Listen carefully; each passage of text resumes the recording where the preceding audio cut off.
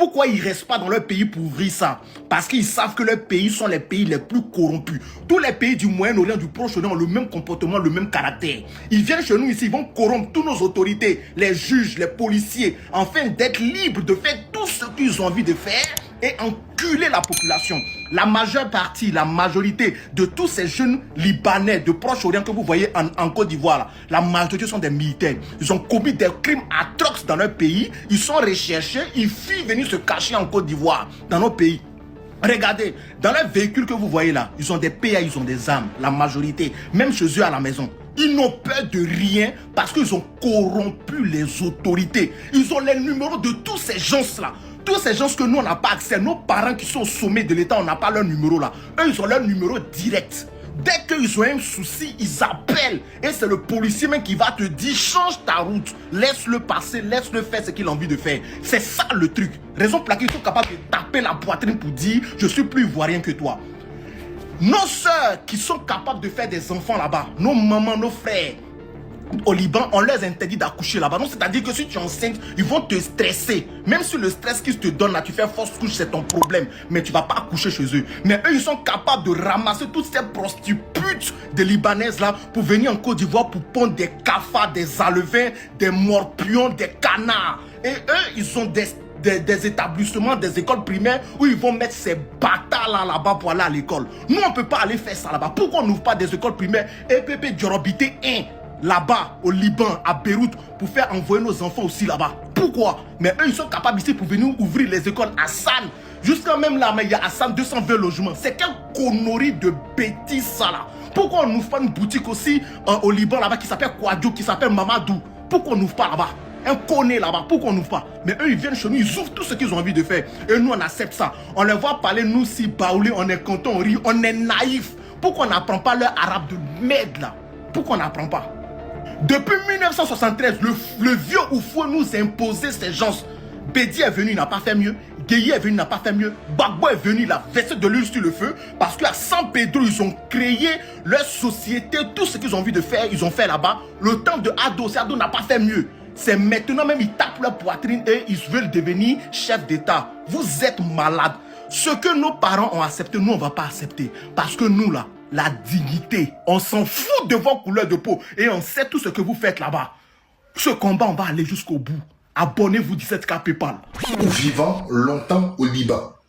Le code de la nationalité libanaise, décret numéro 15 du 19 janvier 1925, est très restrictif. Condition générale, la nationalité libanaise s'obtient principalement par filiation paternelle. Le père doit être libanais. La naissance au Liban ne donne pas droit à la nationalité. Il n'y a pas de droit au sol. Ok? La naturalisation est possible, mais très rare. Elle dépend d'un décret présidentiel approuvé par le gouvernement. Doucement, je vois les gens qui... Je sais pourquoi je dis ça. Pour un Africain au Liban, un Africain comme tout étranger non libanais ne peut pas automatiquement devenir libanais. Mais après plusieurs années de résidence, il doit avoir résidé légalement au Liban pendant une très longue période, souvent plusieurs décennies. Il avait parlé en fait d'accord des 10 ans pour peut-être prétendre le poste de député. Être jugé digne d'intérêt pour l'État libanais. Donc, il y a l'exemplarité. Par exemple, pour services rendus, raisons politiques, culturelles ou humanitaires. Faire l'objet d'un décret spécial de naturalisation signé par le président de la République et publié, d'accord, au journal officiel. En pratique, ces décrets sont très rares et souvent politiques. Par exemple, quelques naturalisations collectives ont eu lieu en 1994 ou 2018, mais elles restent exceptionnelles. Les étrangers, y compris les Africains, vivent souvent au Liban avec des permis de séjour renouvelables sans perspective de naturalisation. Voici ce que je peux donner comme information. Maintenant, vous dites, vous qui me dites là, il ne s'agit pas du Liban, il s'agit de la Côte d'Ivoire.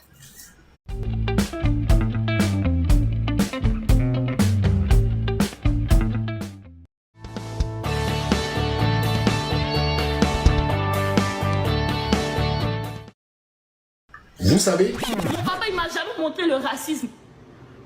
Je ne sors pas les blancs. Ah, c'est dingue. Nos frères ici se débrouillent beaucoup avec les Libanais.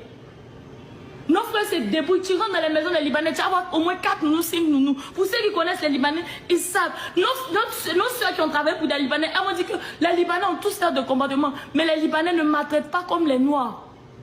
Mais montrez-moi l'exemple d'un Libanais qui a marié nos soeurs. Si vous avez vu un Libanais, c'est que nos soeurs là sont les plus belles à sperme. Ils déversent les sperme là-bas, puis l'enfant là. Bon, nous, on a une ethnie ici qui aime les métis, puis s'occupe des enfants. C'est des purs racistes sur tous les plans. Vous ne me connaissez pas où? Je sais beaucoup de choses ici. Ce que j'ai dit là, vous ne pouvez pas contredire. Voilà. Maintenant, TikTok, il faut enlever pour toi dedans. Ce que j'ai dit, c'est la vérité. Il ne faut pas bannir. Il ne faut enlever pour toi dedans. Tu n'es pas libanais et tu ne sais rien de ce que j'ai dit. Ce n'est pas la haine. C'est eux plutôt qui attisent la haine. C'est eux plutôt qui sont racistes. Moi, je ne le suis pas. Je ne dis que la pure vérité devant Dieu. Et j'attends quelqu'un pour contester. Il ne faut pas céder pour qu'ils bannissent mes vidéos. Pour que la terre entière, la race noire sache que ceux-là sont mauvais. Aujourd'hui, ils viennent ici comme réfugiés. Pourtant, chez eux là-bas, là, on ne peut même pas respirer. On ne peut jamais faire une vidéo qu'on est à l'aise. Le Libanais, il est raciste. Ah, Hassan Hayek. Hassan Hayek, tu as décidé d'aller te cacher dans les caleçons de Makosso. C'est toujours comme ça. Quand c'est chaud sur les Libanais, là, quand c'est chaud sur vous en Côte d'Ivoire, vous partez toujours vous cacher dans les caleçons des Ivoiriens. Mais quand c'est chaud sur nos parents au Liban, là, ils ne peuvent pas aller se cacher dans les caleçons des Libanais. Vous voyez que là encore même, il n'y a même pas de réciprocité. Tu es obligé de monter sur live de Makosso pour te sentir homme. Mais on va vous écouter et puis je reviens. M'inviter dans cette... Oui, j'ai vu le petit maudit de l'unique Baker, ce petit chienton, ce petit enfant foiré, cet enfant maudit. Vas-y, continue. Là, je peux m'occuper de ça. Moi, je peux m'occuper de lui. Il se tape les poitrines pour dire que oui, mais ce que j'ai compris finalement, général, c'est que, par exemple, le grand frère Sam l'Africain, il fait exception à la règle, parce qu'il fait peut-être leur combat. Parce que moi, c'est quand même bizarre. Sam l'Africain, lui, ok, on peut l'accepter, c'est un bon Libanais. Oui, et puis d'autres, il y a quelque chose qui ne va pas. C'est cette hypocrisie que moi, je n'arrive pas à comprendre. Vas-y. Il y a Dr Lakis, lui, il fait exception. Mais parce que Hassan Hayek n'est pas sorti pour appeler peut-être à l'insurrection. Peut-être Hassan Hayek n'est pas sorti pour dire non à ceci, non à cela. Pourtant, moi, je ne fais pas de politique, tout le monde me connaît. Peut-être parce que Hassan... Ok, Hassan Hayek, tu vois, tu n'as pas assez de courage pour m'affronter. Tu es obligé d'aller te cacher dans les caleçons de quelqu'un. Mais l'histoire même nous apprend que le noir a été toujours vendu par un noir. Donc tout ce qui se passe là, ça ne m'étonne pas. Mais tu nous parles de Sam l'Africain. Qu'est-ce que j'en ai à foutre de Sam l'Africain? Qu'est-ce que je m'en bats les steaks de Sam l'Africain? Je dis je mène un combat générationnel. Un combat de révolution. Ce que Oufoué a accepté là, ce que Bédi a accepté là, ce que Gueye a accepté là, ce que Gbagbo a accepté là, ce que Ado accepte là, nous on n'accepte pas ça.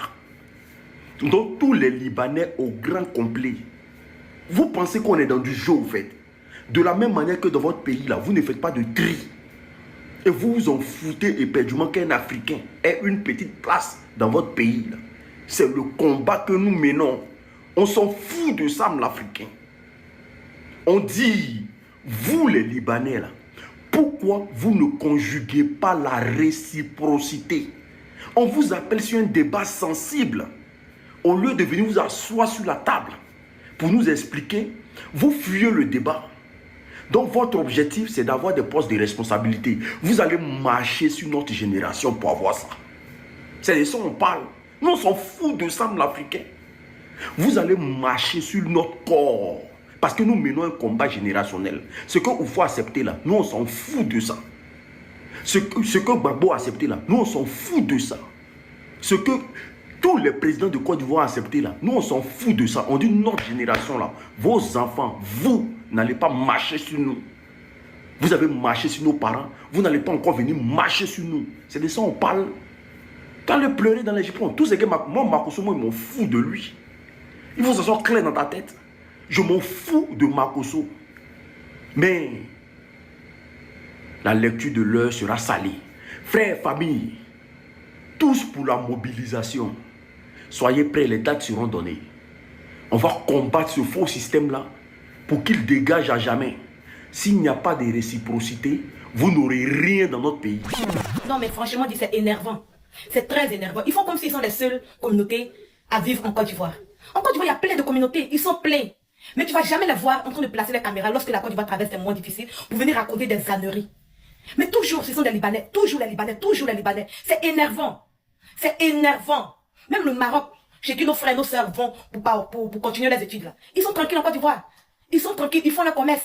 Ils participent au développement de la Côte d'Ivoire. Mais ils sont tranquilles dans les coins. Mais les Libanais, il y a quoi? Restez à votre place. Restez à votre place. Et quand il y a des Ivoiriens qui se plaignent, vous les traitez de xénophobes. Des xénophobes comment?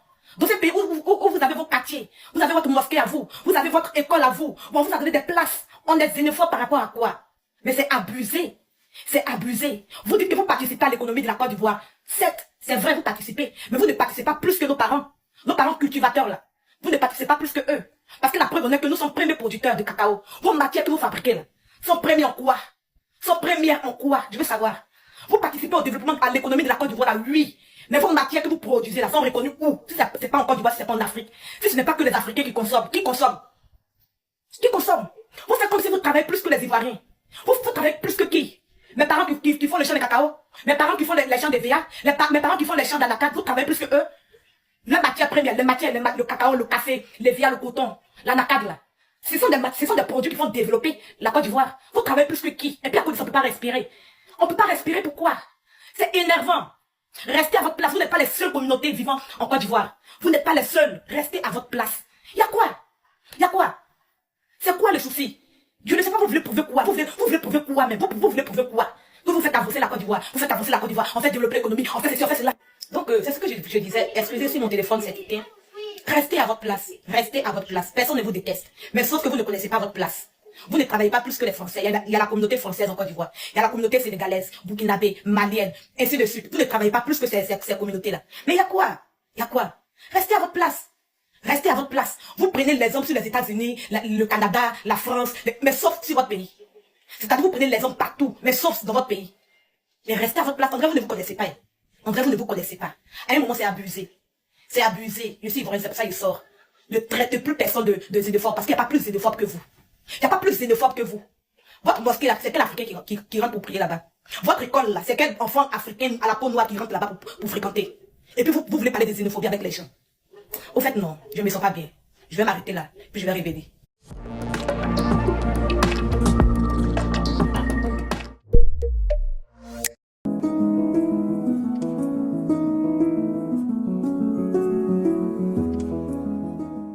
C'est possible. En Côte d'Ivoire, aujourd'hui, il existe des écoles typiquement libanais. Tu n'es pas libanais, tu peux pas envoyer ton enfant là-bas. Avec des profs libanais. C'est une insulte claire pour les Ivoiriens. Je dis c'est une insulte. On ne peut pas accepter ça dans notre pays. On ne peut pas accepter ça dans notre pays. Avec des profs libanais. Ce que vous enseignez à vos enfants là-bas, là, nous on ne sait pas. Si c'est pour le grand remplacement, qu'est-ce que vous inculquez à vos enfants là? Nous on ne sait pas. Et c'est très dangereux pour un pays comme la Côte d'Ivoire. Je ne croyais pas à ça, mais c'est maintenant je me rappelle, je me dis, mais depuis, pendant mon parcours scolaire en Côte d'Ivoire, je n'ai jamais eu d'amis libanais ou de voisins libanais. Oh, déjà au fait, ils ont des écoles où ils envoient leurs enfants parce qu'ils ne veulent pas que les enfants même se mélangent avec nous. Il faut comprendre le mal qui nous guette. Et le fait qu'ils veulent devenir députés, maires et tout là, c'est des choses qui sont déjà actées. Apparemment, la mafia libanaise est en train de mettre pression sur l'État. Apparemment, la mafia libanaise est en train de mettre pression sur l'État pour qu'ils aient des postes politiques en Côte d'Ivoire. Parce que entre eux et l'État, il y a des deals. Il y a des deals.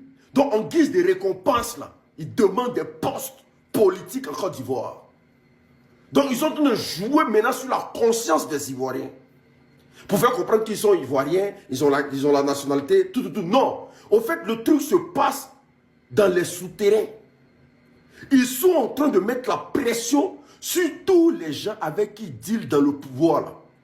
pour dire maintenant, là, en guise de reconnaissance, là, ils ont besoin de postes politiques. Le mal qui nous guette est très profond. Si nous ne nous réveillons pas, je vous dis, si nous ne nous réveillons pas, l'État va finir par céder.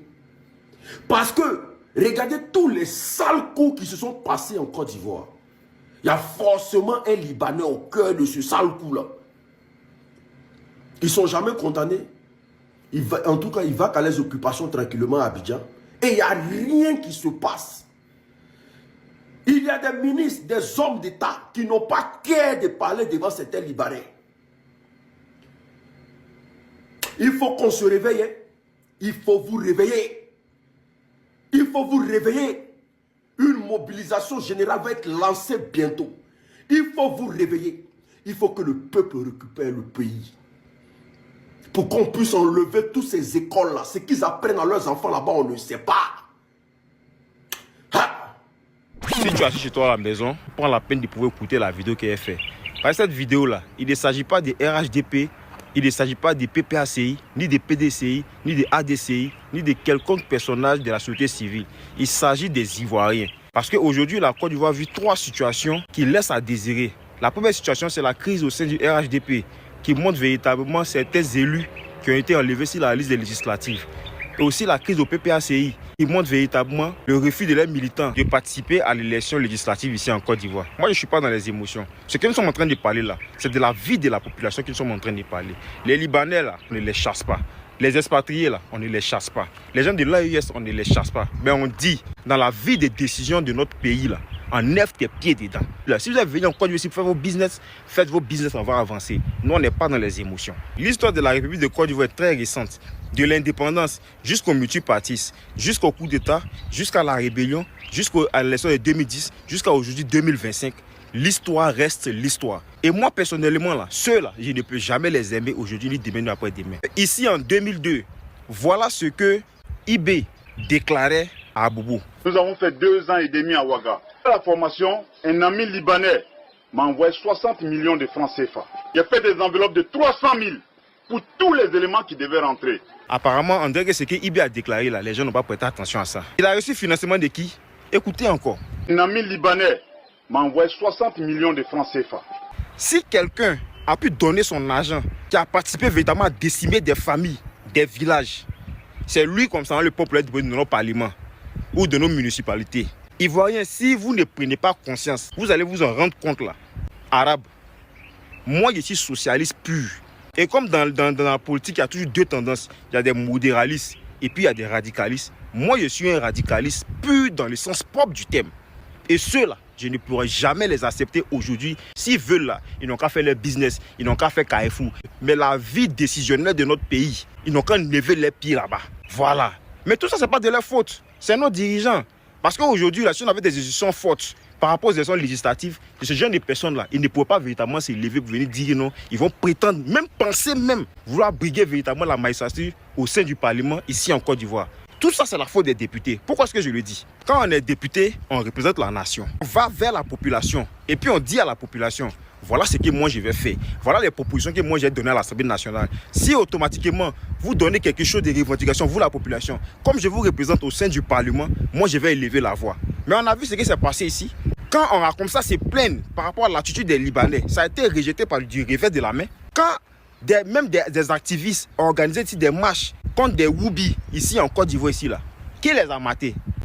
Quand le sujet est arrivé à l'Assemblée nationale là, on a demandé une loi stricte et stricte du fait qu'on doit prendre une loi que toutes ces personnes là, on n'est pas contre leur liberté, mais ce qu'ils sont en train de faire là, on n'a pas besoin de ça ici, ni aujourd'hui ni demain. Quand ça arrive à l'Assemblée nationale là, qu'est-ce qui s'est passé? C'est passé comme ça, il n'a pas su foi, il n'a pas eu de loi de façon concrète. Par rapport au lotissement et au terrain, qu'est-ce qu'on nous a servi au Parlement?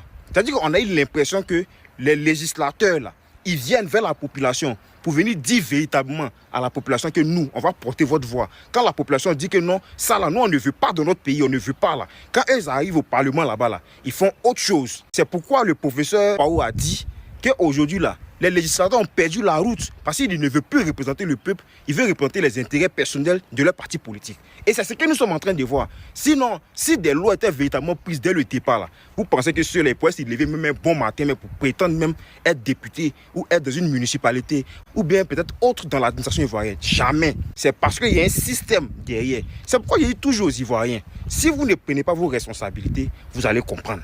Vous pensez que c'est pour ne rien que le président est en train de pouvoir, quand ils ont fait sortir la liste des candidats du RHDP là, il y a plein de personnes qui ont été enlevées. Je ne sais pas ce qui se passe dans les partis, ça c'est entre eux là-bas.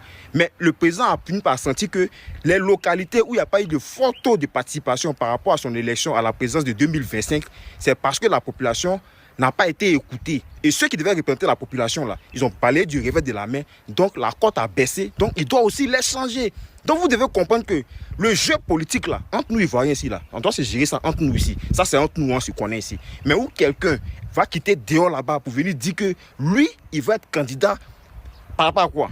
Pourquoi on dit, avant qu'on te donne de l'eau à boire, il faut t'assurer que toi-même là, tu donnes de l'eau à boire quand l'étranger même arrive chez toi à la maison. Vous prenez véritablement des exemples, et c'est en France, mais prenez des exemples sur le Liban. Aujourd'hui là, le monde doit se baser sur le respect. Façon ils nous traitent, on doit comme ça aussi les traiter. C'est pourquoi j'ai aimé véritablement les députés du Sénégal. Quand tu veux qu'on te respecte là, toi aussi là, tu appliques aussi le principe de la réciprocité. Sinon en Côte d'Ivoire ici là, depuis Côte d'Ivoire là, et puis FBI, ils sont pas venus s'installer ici. Il a fallu qu'on parle de drogue sur les côtes africaines et puis jusqu'à en Côte d'Ivoire ici, eux là, ils sont venus s'installer ici. Par rapport à quoi? Parce qu'on dit que la cocaïne et la drogue qui vient véritablement aux côtes ouest africaines là, ça permet le financement du Hezbollah. Hezbollah là, je rappelle que c'est au Liban là-bas. Pourquoi ils font pas ça en Russie? Je vous dis toujours, la colonisation ou le système de l'esclavage là. Donc ceux-là, dans leur modèle de communication là, c'est de pouvoir véritablement prendre tous les marchés et se mettre au cœur de l'économie du pays. Quand tu es au cœur de l'économie, tu diriges les politiques. Regardez aujourd'hui là, tout ce qui est comme clinique, tout ce qui est comme supermarché, tout ce qui est comme véritablement magasin, qui gère? Tous les grands commerces en Côte d'Ivoire, qui gèrent? C'est eux qui gèrent. Donc parce que c'est eux qui financent, ils sont au cœur de l'économie, donc ils veulent se permettre de dire ce qu'ils veulent. Jusqu'à même partir appeler un quartier de Makori, Petit Beyrouth, comme si au Liban là-bas, là, il y a Petit Abidjan. Vous avez foutaise, hein? C'est pourquoi moi je dis à la population, ce n'est pas une question de RHDP, du PPACI ou d'autres partis. C'est une question des Ivoiriens. Et vous avez pris 15 ans après les élections de 2010 de pouvoir véritablement regarder l'attitude de tous les députés. Quand quelqu'un ne te défend pas au Parlement et que ta voix que tu donnes n'est pas véritablement émise au Parlement pour que cela soit des lois strictes et gastriques concernant notre pays, la Côte d'Ivoire, il faut changer. Ce n'est pas une question de politique, c'est une question de la vie de la République. On a vu la crise ici contre Orange Côte d'Ivoire. On doit avoir des assalés Timoko partout qui vont élever la voix. C'est pourquoi en tout même là, moi-même, je préfère même plus 1000 fois et 10 000 fois le petit Jean-François Kouassi. Parce que lui au moins là, il a l'occasion de dire, c'est parce que les députés ils sont trop à l'aise qu'ils ne se penchent pas sur la vie de la population. Sinon s'ils vivaient la même galère que nous là, ils allaient prendre des lois même là. Vous n'avez même pas imaginé. Le RDR, les moutons du RDR nous rappellent à chaque fois dans nos vidéos que Ado est président. Parce que nous sommes en train de mener un combat actuellement contre les Libanais qui veulent être députés. Mais c'est tout ça qui englobe le 4e mandat là. Le non au 4e mandat là. C'est tout ça qui y va avec. Nous sommes dans un combat que vous ne maîtrisez pas. Nous sommes dans un combat que vous ne maîtrisez pas. Au fait, vous nous rappelez à chaque fois que Ado est président. Mais si vous voyez que personne n'en parle et que la Côte d'Ivoire est silencieuse sur ça, c'est parce que l'Ivoirien n'est pas hypocrite. Quand l'Ivoirien t'a vomi dans tout son sens. Donc l'Ivoirien ne se reconnaît pas dans le 4e mandat d'Alassane Dramane Ouattara. C'est pour ça que tout ce que vous faites là, l'Ivoirien ne jubile pas de ça. Abidjan est fade, Abidjan est calme. Tu sais que les choses sont... Parce que l'Ivoirien se sent en prison. L'Ivoirien voit les frères qui sont allés à la marche être en prison. L'Ivoirien voit une opposition qui est arrêtée à longueur de journée. L'Ivoirien voit qu'ils n'arrivent plus à parler, ils n'arrivent plus à commenter. Donc, ils sont en Côte d'Ivoire là-bas, c'est des prisonniers ambulants. Donc, ça veut dire simplement que vos histoires de 4e mandat, l'Ivoirien n'a pas gobé. L'Ivoirien n'est pas d'accord avec. Et on sera tous contre le 4e mandat d'Alassane Dramane Ouattara. Mais le combat des Libanais là, Ça ne nous fait pas oublier nos objectifs. Hein. Détrompez-vous. C'est dans le même sens. C'est parce que vous êtes aux affaires que les Libanais manquent de respect aux Ivoiriens. C'est aujourd'hui les Libanais prennent la parole publiquement pour dire qu'eux, ils veulent le grand remplacement. Donc là, tout ça, il va dans le non au 4e mandat. Ne nous rappelez pas qu'il est président, parce qu'on n'en a rien à foutre du Conseil constitutionnel de la Côte d'Ivoire, qui est au nom du RRDR. On n'en a rien à foutre de votre proclamation de résultats, où des pourcentages sont partagés comme si on était à la team PA. On n'en a rien à foutre dans l'Assane Draman Ouattara. Il faut que ce soit clair dans vos têtes. Tout chemin mène à Rome. Et nous allons montrer les failles de ce gouvernement-là au peuple de Côte d'Ivoire pour que le déclic, pour que ce déclic-là arrive. Parce que l'Ivoirien aujourd'hui est apeuré.